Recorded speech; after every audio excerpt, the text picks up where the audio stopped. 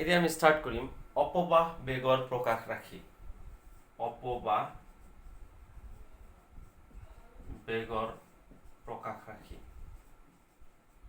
Important প্ৰকাশ ৰাখি হয়। প্ৰিভিয়াছ ইয়াৰত বোৰ্ড এক্সামত 2-3 বাৰ আহিছে, চাই ল'বা কুৱেশ্যন বেংক। তো বহুত ইম্পৰ্টেণ্ট হয় অপবাহ বেগৰ প্ৰকাশ ৰাখি। কুৱেশ্যন বেংক চাবা, প্ৰিভিয়াছ ইয়াৰত 100% আহিছে। এতিয়া চোৱা, আমি লাষ্ট টাইম অপবাহ বেগ মানে কি বুজি পালোঁ। যে অপবাহ বেগ মানে কি বুলি কৈছিলোঁ, যে যদি পৰিবাহীত বাহ্যিক বিদ্যুৎ ক্ষেত্ৰৰ প্ৰয়োগৰ ফলত ইলেক্ট্ৰনবিলাকে যে এটা নিৰ্দিষ্ট দিশত যি বেগেৰে গড় বেগেৰে গতি কৰে, তাক কি বুলি কোৱা হয়? অপবাহ বেগ বুলি কোৱা হয়। এতিয়া আমি সেই অপবাহ বেগৰ প্ৰকাশ ৰাশিটো ওলাম। তো চিত্ৰ এনেকৈ লিখি ল'বা। এইটো এল দৈৰ্ঘ্য, পৰিবাহীডালৰ দৈৰ্ঘ্য হ'ল এল। তো আমি এনেকৈ লিখিম যে এল দৈৰ্ঘ্যৰ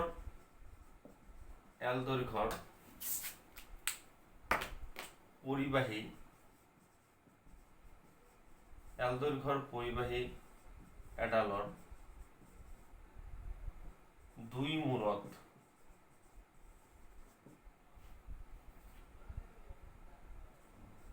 বিভৱৰ উৎস সংযোগ কৰি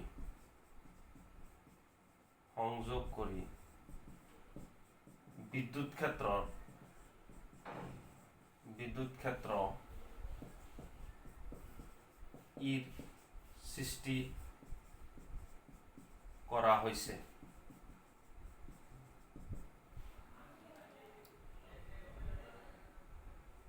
এই বিদ্যুৎ ক্ষেত্ৰৰ বাবে এনেকৈ লিখি দিছোঁ, এই বিদ্যুৎ ক্ষেত্ৰৰ বাবে কিউ আধানৰ ওপৰত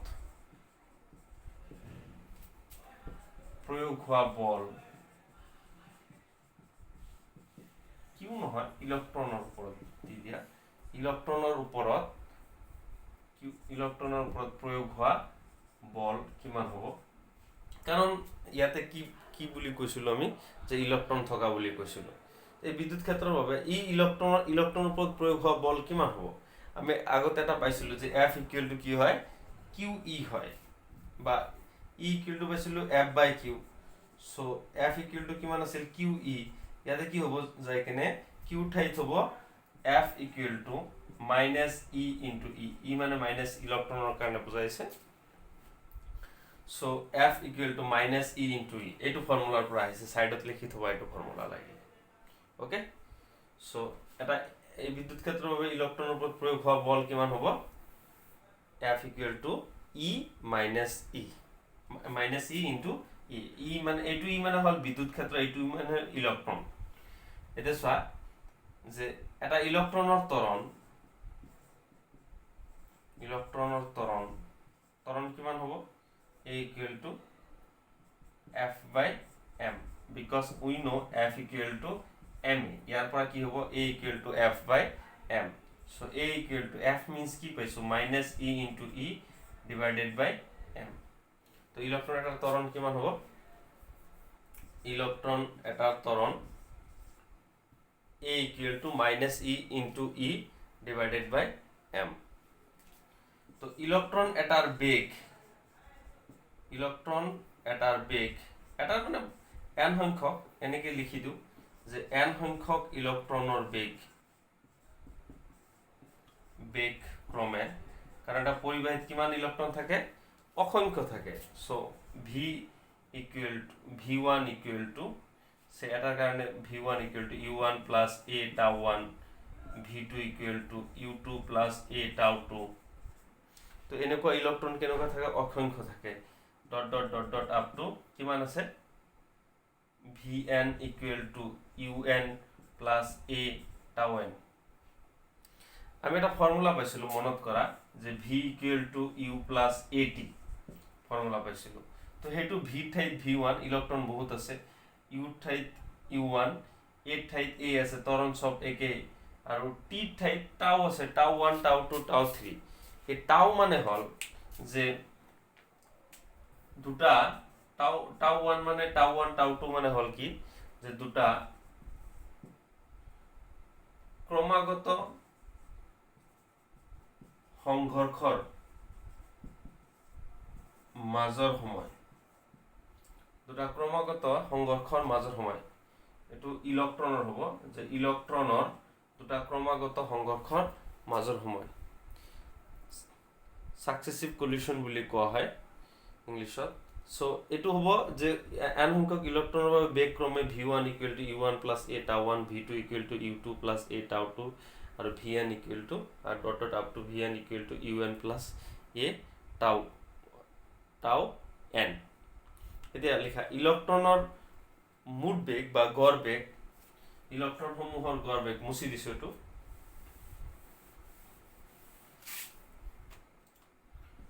ইলেক্ট্রনের গড় বেগ বা অপবা বেগ v suffix d equal to হবো u1 plus v1 plus v2 plus dot up to vn divided by n। তো দি দিছো এইটো, তেতিয়াহ'লে আমি ফর্মুলা পুট কৰি দিও একেবাৰে কিমান হ'ব চাবা। So vd equal to u1 plus a tau1 plus u2 plus a tau2 plus dot up to un plus a tau n divided by n। এটা সোয়া এটো আমার কি হবো, so v suffix d equal to হবো এটো ইফালে লৈ লোৱা u1 plus u2 plus u3 dot up to un। এই u কেটা সাইড কৰি লোৱা u1 u2 u কেটা side divided by n plus a tau1 plus a tau2 plus dot up to a tau n divided by n। এটা সোয়া v suffix d equal to হবো এইখিনি কিমান মান হৈ যাব, 0 হৈ যাব। কিয় আমি অলরেডি পাইছো ইলেক্ট্রনের অপবা বেগ প্রারম্ভিক বেগ কিমান হয়, মানে প্রারম্ভিক বেগ কিমান থাকে, 0 থাকে। কিয় যেতিয়া বিভব ভেদ প্ৰয়োগ কৰা নহয় তেতিয়া এটা কণাৰ ইলেক্ট্ৰন এটাৰ হৰণ কিমান হয়, যেতিয়া বিভব ভেদ বা বাহ্যিক বিদ্যুৎ ক্ষেত্ৰ এপ্লাই কৰা নহয় তেতিয়া ইলেক্ট্ৰন বিলাকৰ যাদৃচ্ছিকভাৱে গতি কৰে আৰু যাদৃচ্ছিকভাৱে গতি কৰিলে তেতিয়া তাৰ হৰণ কিমান হয়, 0 হয়। হৰণ যদি 0 হয় তেতিয়াহ'লে তাৰ বেগও কি হয়, 0 হয়। গতিকে এই গোটেইখিনিৰ মান 0 হৈ যাব। এটা থাকিব ইয়াতে a কমন আহিব, so tau1 plus tau2 plus dot up to tau n divided by n। So v suffix d equal to a এইখিনি মানে হ'ব a tau, এইখিনি মানে tau বুলি ধৰি লৈছো, tau1 tau2 plus dot up to tau n divided by n। এটো হ'ব এটো মুঠ গড় মান, যেটো গড় মান কোৱা হৈছে tau2 হল গড় মান, গড় সময় তার মানে। So v suffix d equal to a tau এর ঠাইতে আমি কি লিখিব পাৰো মাইনাস e tau ঠাইত লিখিব পাৰো ডিভাইডেড বাই এইখিনি a মানে হল minus e into e divided by m into tau, tau পূরণ আছে গতিকে এইখিনি এটো হ'ব ইলেক্ট্ৰনৰ অপবা বেগৰ প্ৰকাশ ৰাখি। সো কিছুমান ঠাইত চাবা -2 নাই, গতিকে -2 লৈ টেনশন লব নালাগে, এটো কিছুমান ঠাইত আছে কিছুমান ঠাইত নাই। ওকে, তো বুঝি পাইছা। সো অপবা বেগৰ প্ৰকাশ ৰাখি মই আকৌ একবাৰ কৈ দিছো, সিম্পল, বহুত সিম্পল হয়।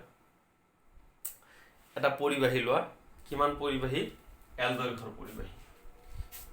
তাৰপিছত লিখিবা এনেকে কি ধৰা হল যে এল দৈৰ্ঘ্যৰ পৰিবাহীৰ কি কৰা হৈছে, বিভবৰ উৎস সংযোগ কৰি বিদ্যুৎ ক্ষেত্ৰ সৃষ্টি কৰা হৈছে। কিমান বিদ্যুৎ ক্ষেত্ৰ, ই প্ৰাবল্যৰ বিদ্যুৎ ক্ষেত্ৰ। তো বিদ্যুৎ ক্ষেত্ৰ সৃষ্টি হলে তাৰ কাৰণে কিউ আধানৰ ইলেক্ট্ৰন এটাৰ ওপৰত প্ৰয়োগ হোৱা বল কিমান হ'ব, F equal to QE। F equal to কিমান হ'ব EE। প্রথমে কি সৃষ্টি করা হয়েছে, বিভবৰ উৎস সংযোগ কৰি বিদ্যুৎ ক্ষেত্ৰ সৃষ্টি কৰা হল। সেকেন্ডত কি কৰা হল, যে সেকেন্ড পজিশনত হল যে এই ইলেক্ট্ৰন বিদ্যুৎ ক্ষেত্ৰ যে সৃষ্টি কৰিলে পৰিবাহীত যে ইলেক্ট্ৰন আছে ইলেক্ট্ৰনৰ ওপৰত বল কিমান হ'ব, F equal to EE। Third হ'ব যে এটা ইলেক্ট্ৰনৰ আধানৰ মান, এটা ইলেক্ট্ৰনৰ ত্বৰণ কিমান, যে F by m মানে -e/e ডিভাইডেড বাই m। আৰু ফোৰ্থ হ'ব কি, যে তোমাৰ যাই কেনে যেটো এটা ইলেক্ট্ৰনৰ বেগ যেটো হ'ব, কাৰণ যেটো ত্বৰণ আছে গতিকে তাৰ বেগ কিমান হ'ব, v1 বহুত ইলেক্ট্ৰন আছে n সংখ্যক, so v1 equal to u1 plus a tau1 এনেকে বাকিখিনি বাঢ়ি যাব আপ টু কিমান লৈ হ'ব, vn লৈ হ'ব। তো মুঠ যেটো গড় মান হ'ব, গড় মান কিমান হ'ব, vd equal to v1 plus v2 plus dot dot vn divided by n আৰু আমি মান চান বহাই দি কিনে আমি এইখিনি পাই যাম তো সিম্পল এনেকুৱা স্টেপ বাই স্টেপ মনত ৰাখিবা ওকে আৰু কিবা সুধিব লগা থাকিলে কমেন্ট কৰি দিবা ওকে থ্যাংক ইউ